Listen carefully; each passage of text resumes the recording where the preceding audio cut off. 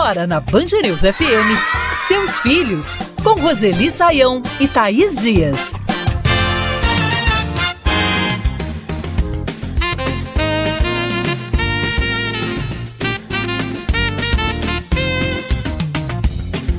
Você tem medo de quê? Escuro? Ficar sozinho? Falhar em alguma coisa? Algum animal? O medo, ele faz parte da vida e em algumas situações ajuda na nossa proteção. Em outros casos, paralisa completamente. E aí, vira pavor. Mas como ajudar nossas crianças e adolescentes a lidar com esse sentimento?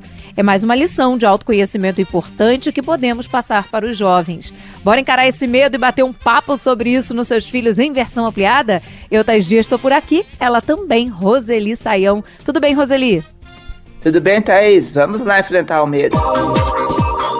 Eu também quero falar.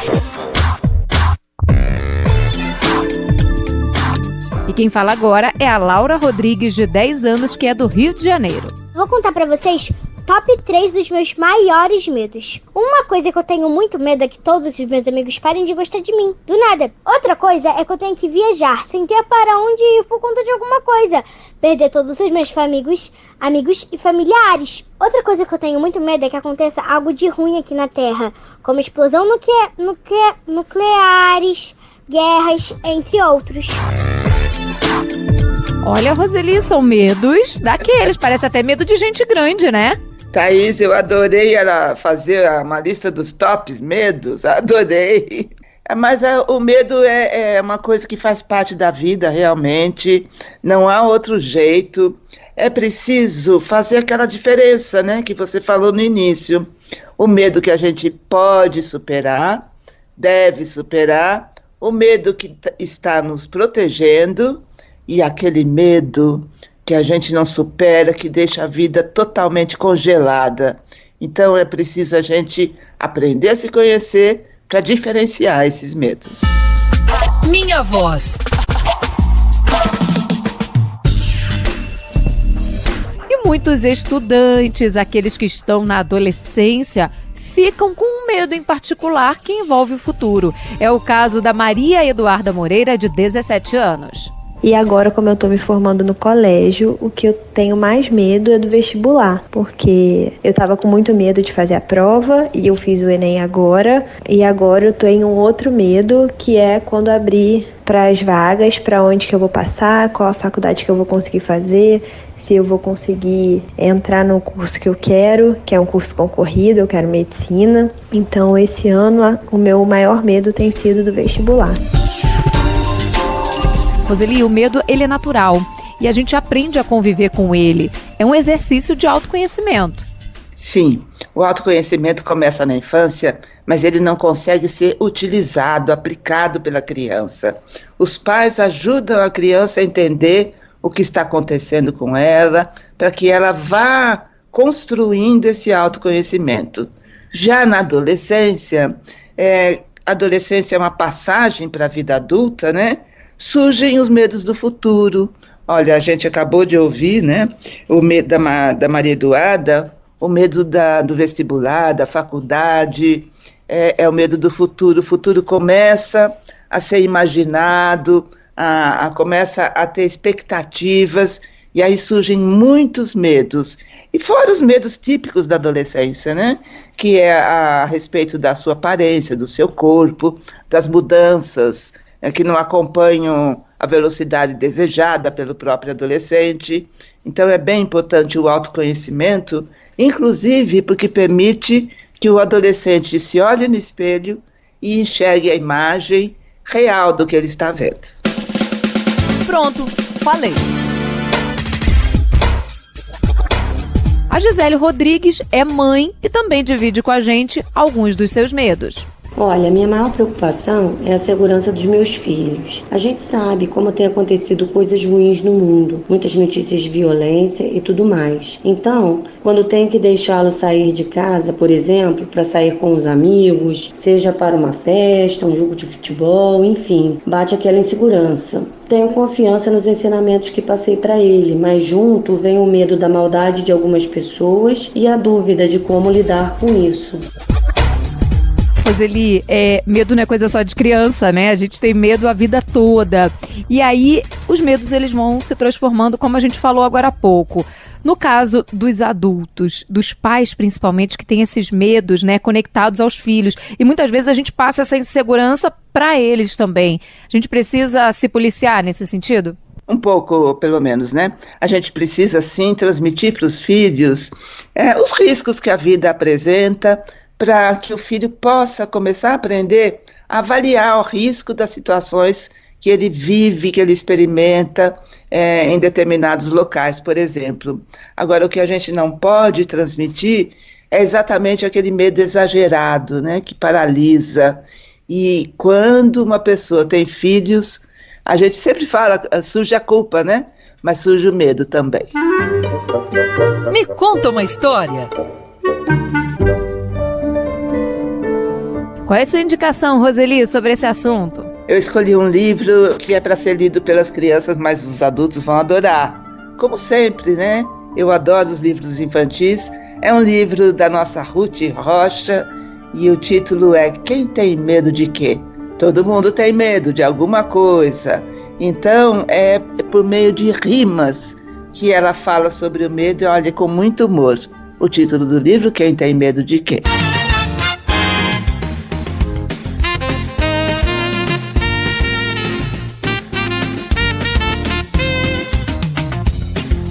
O medo é o nosso assunto aqui nos Seus Filhos em versão ampliada. Para bom entendedor.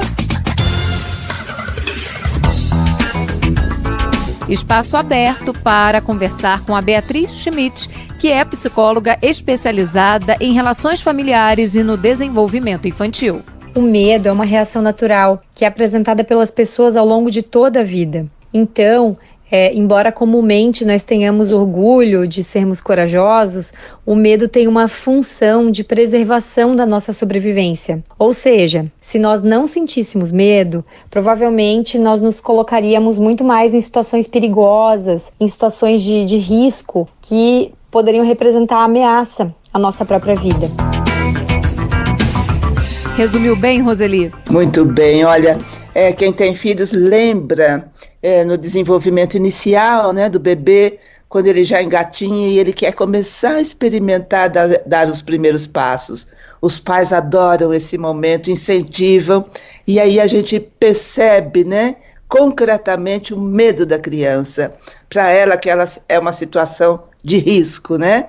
Mas com o estímulo dos pais e o elogio e tudo mais, a criança começa a dar os primeiros passos. É sempre bom lembrar disso para o resto da vida, porque tem um momento que a gente olha para uma situação e a gente sente medo, mas é um medo que a gente precisa superar para avançar na vida. Agora tem outros casos, e é por isso que é importante o autoconhecimento que a gente falou, né? Outros casos o medo nos alerta, calma, que aí é perigoso, e aí é bom respeitar.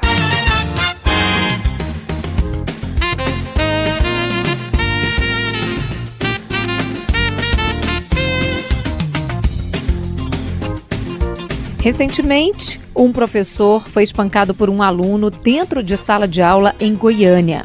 Segundo a polícia, esse estudante não gostou de ser chamado a atenção. Um outro aluno e funcionários tentaram proteger esse profissional. Uma investigação foi aberta pela polícia e pelo Conselho Tutelar. Por outro lado, a gente fala também de cenas de violência que foram gravadas em uma escola cívico-militar no Rio de Janeiro. 2 estudantes trocaram socos no pátio até um deles desmaiar. Essa cena foi filmada e divulgada. Familiares dos estudantes criticaram a omissão da escola durante essa briga e houve uma troca na direção da instituição, investigações abertas também. Esses não são casos isolados. As denúncias de situações envolvendo violência nas escolas subiram cerca de 50% em 2023, de acordo com dados do Ministério dos Direitos Humanos e da Cidadania. De janeiro a setembro, foram registrados 9.530 chamados por meio do Disque 100. Diante desse cenário, esse é o nosso assunto por aqui, a partir de agora, nos Seus Filhos em versão ampliada. Que sufoco! Um professor do interior do Paraná foi alvo de violência recentemente. Ele conta que temeu perder a vida quando foi agredido pelo pai de um aluno por causa de uma situação que aconteceu em sala de aula. Esse senhor me esperou do lado de fora da escola para tirar satisfação por eu ter supostamente chamado o filho dele de racista. Esse homem me enforcou, me jogou contra o porta-malas do carro dele. Passou vários segundos, que para mim pareceram uma eternidade, me enforcando. Eu pedi várias vezes para ele, enquanto ele me enforcava, para que eu pudesse falar, para poder esclarecer o que vinha acontecendo, com muito medo de toda a situação. E também temendo pela minha própria vida, né? Roseli, é a violência, né, que muitas vezes a gente fala tanto fora dos muros da escola, ultrapassando também essas barreiras e chegando às salas de aula, a esse ambiente escolar que deveria ser preservado. Deveria, mas não é. Nunca foi, na verdade, Thaís, porque a escola é um pedaço do mundo e tudo que acontece no mundo acontece na escola também. E se a gente parar para pensar, aliás, a gente não precisa pensar muito, né?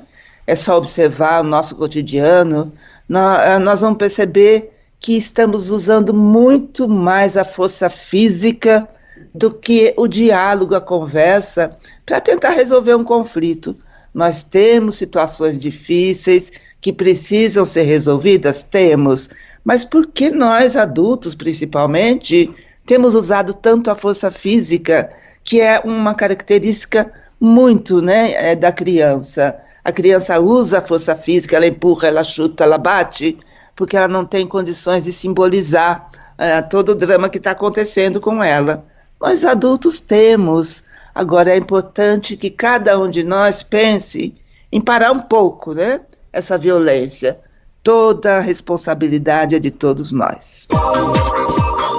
Eu também quero falar.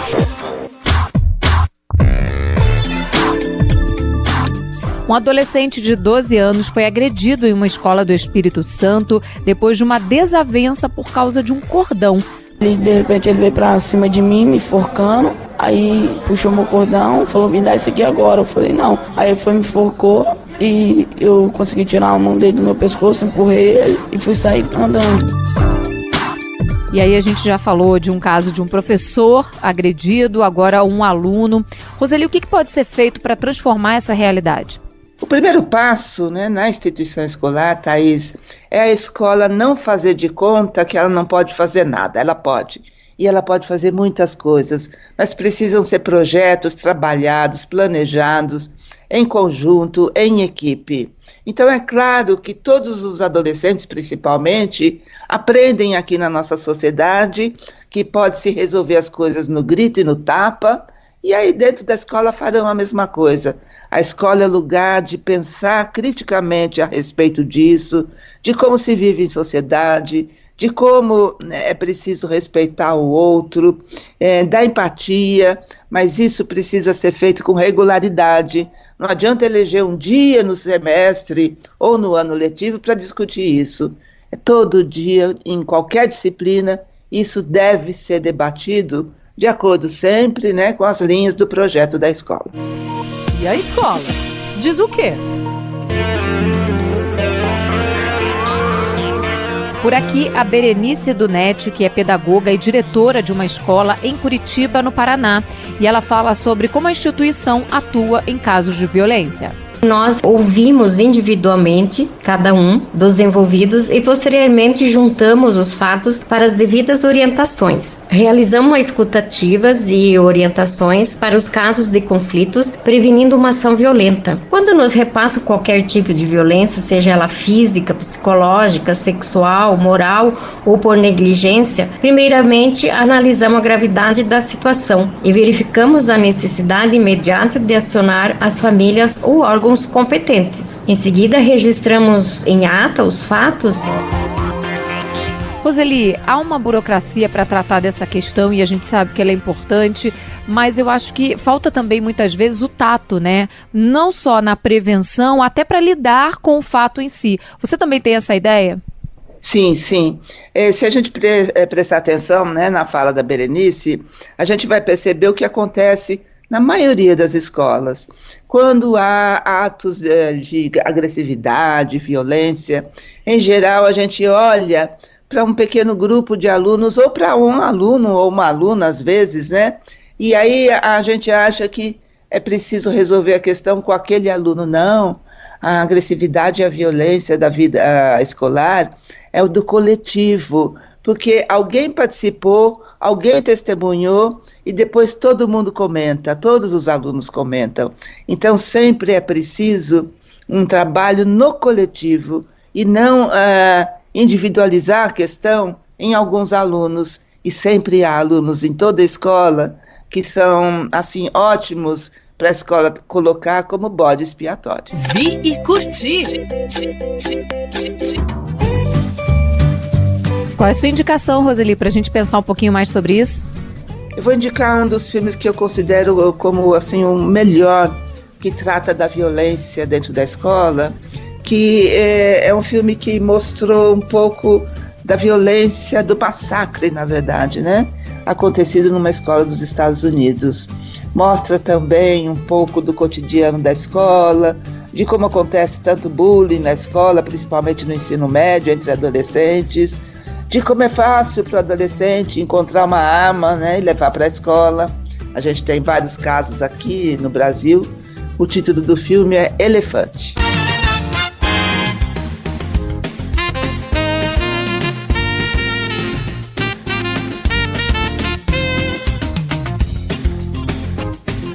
A violência no ambiente escolar continua sendo o nosso assunto aqui nos Seus Filhos em versão ampliada. Na minha opinião,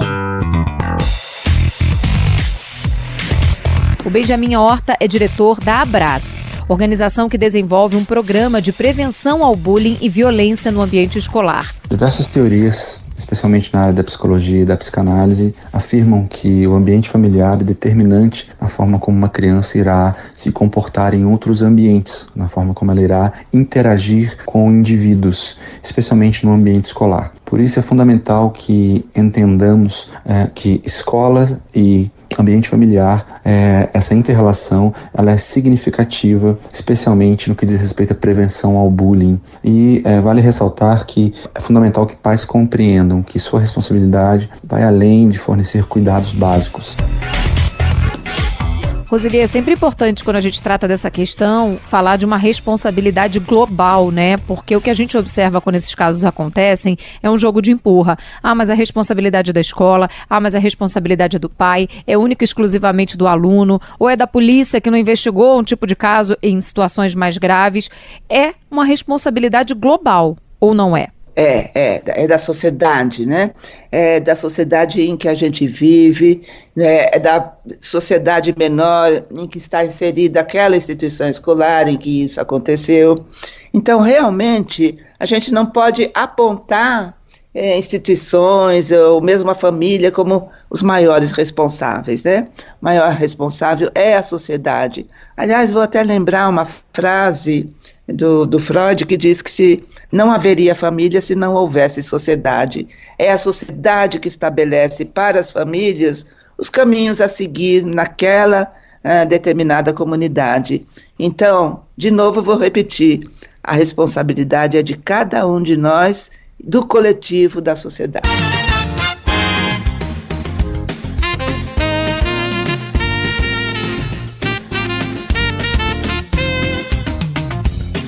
A introdução alimentar é um dos primeiros marcos de desenvolvimento das crianças. E, recentemente, a Organização Mundial de Saúde divulgou um novo guia com recomendações para esse passo importante de bebês e crianças com idade entre 6 meses e 2 anos de idade. O objetivo é trazer realmente dicas importantes, orientações sobre como começar a oferecer outros alimentos, além do leite materno ou mesmo da fórmula. Para te ajudar a encarar essa nova fase, os Seus Filhos em versão ampliada fala agora sobre os desafios da introdução alimentar. Vamos juntos! Palavra de ouvinte.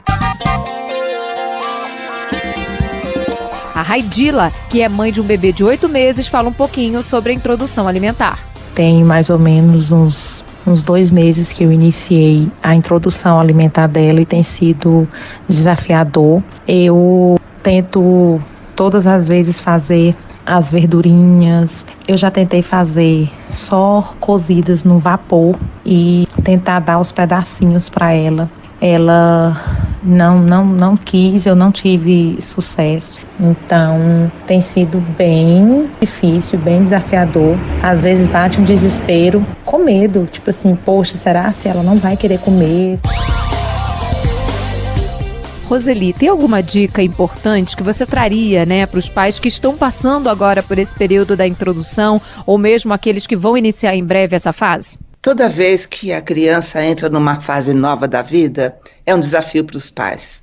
É um desafio porque a criança às vezes resiste, a criança às vezes se adianta, se precipita. Então é importante que os pais reúnam todo tipo de paciência e não desistam, né? O importante é não desistir. Algumas crianças de fato dizem que não querem, porque a amamentação é algo muito confortável para a criança dessa idade de meses, né? É confortável porque é a criança que suga, não há parada, né, na ingestão do leite, ela fica no colo, ela não precisa fazer esforço algum, é só o de sugar.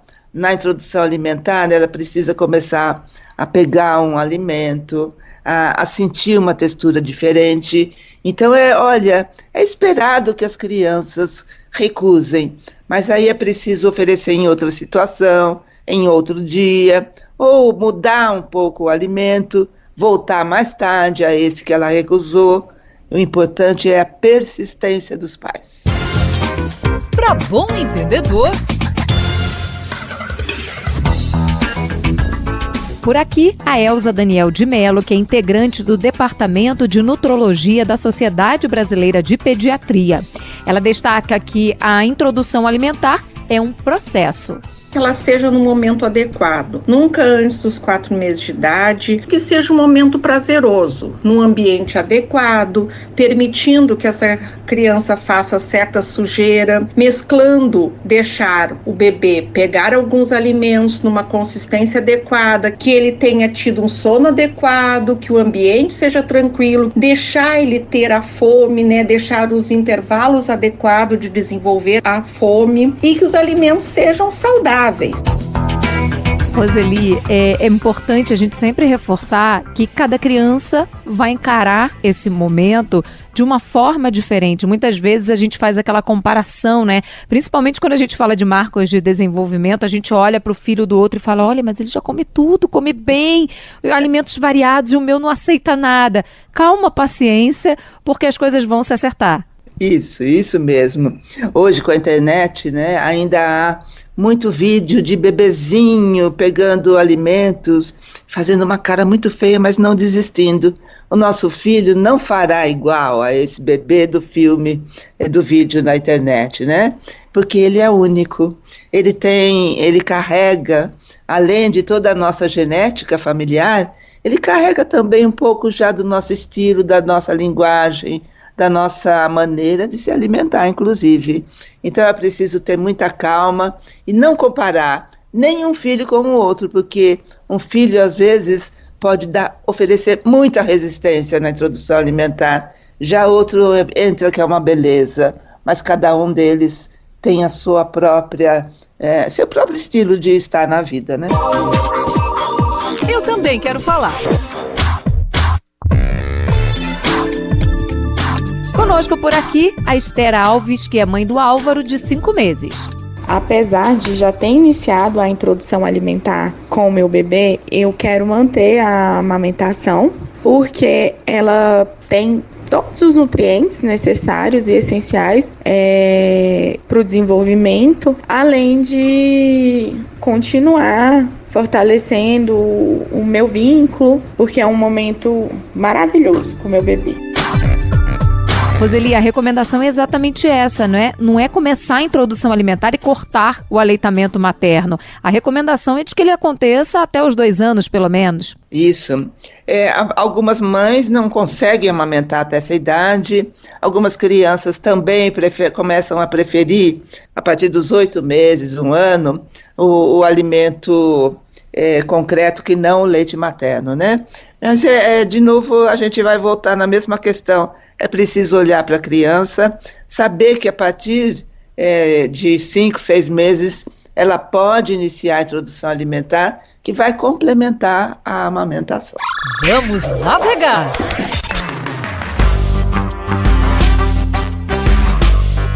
Tem dica chegando agora sobre introdução alimentar. Conta mais, Roseli. Eu trouxe uma dica bem interessante. É um artigo cujo título é Introdução Alimentar. Como começar? Saiba tudo sobre o assunto.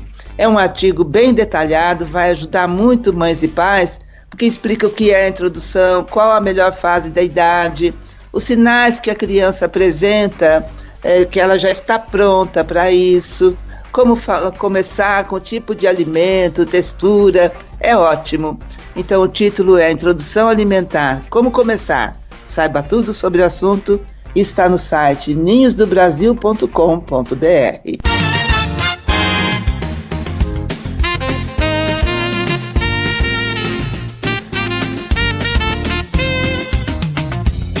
A introdução alimentar continua sendo o nosso assunto aqui nos Seus Filhos em versão ampliada. Na minha opinião, a nutricionista Franciele Loss é responsável pelo perfil Bebê de Nutri no Instagram e ela explica que o período da introdução alimentar é importante para criar hábitos saudáveis. Na introdução alimentar, ali falando de bebês de até 2 anos, a gente tem a melhor oportunidade de criação de hábitos alimentares. Hábitos que depois vão durar para quando essa criança for mais velha, for um adolescente e até na vida adulta. Então esse é o melhor momento para a gente oferecer frutas, legumes. Agora, Roseli, é importante a gente trazer um ponto que quando a gente fala de introdução alimentar, tem sempre participação chegando sobre isso, que é aquela questão da rejeição, né? A gente oferece ali determinado tipo de alimento, a criança não quer. Aí eu tento de novo, não quer, e eu desisto. Calma, é preciso um pouco mais de paciência, né? É tudo muito novo ainda nesse momento da introdução alimentar. Isso é muito estranhamento por parte da criança, né? Porque até então era só líquido. Líquido é muito mais fácil de deglutir para a criança. E agora ela vai ter que trabalhar com a mandíbula, ela vai ter que enfrentar novas texturas.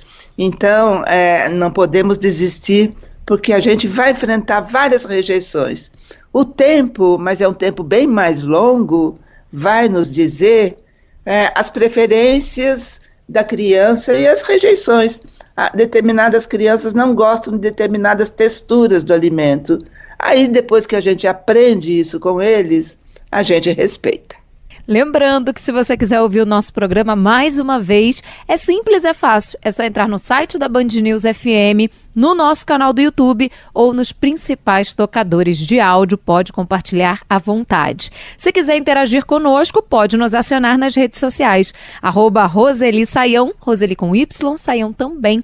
Ou @Thaís B. Dias, Thaís com H.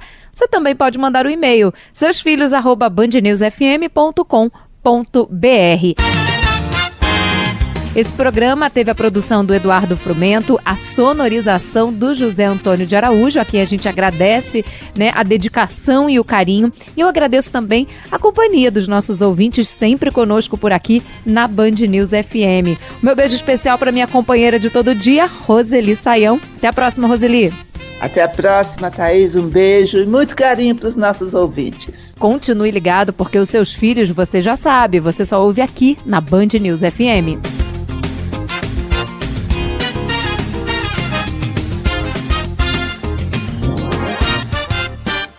você ouviu Seus Filhos, na Band News FM.